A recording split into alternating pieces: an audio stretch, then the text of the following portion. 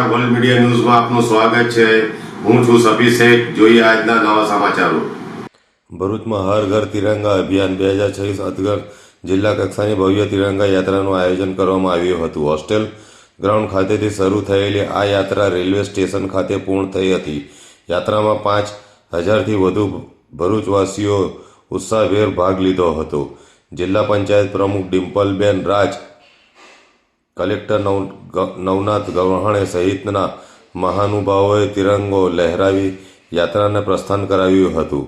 યાત્રામાં પોલીસ જવાનોએ, arm force, home guard, GRDC, NCC, વિદ્યાર્થીઓ, સામાજિક સંસ્થાઓ અને મોટી સંખ્યામાં નગરજનો જોડાયા હતા। હાથમાં તિરંગા લઈને જોડાયેલા લોકો દ્વારા વંદે માતરમ અને ભારત માતા કી જયના નારા લગાવવામાં આવ્યા હતા। યાત્રામાં 187 મીટર લાંબો તિરંગો મુખ્ય આકર્ષક બન્યો હતો।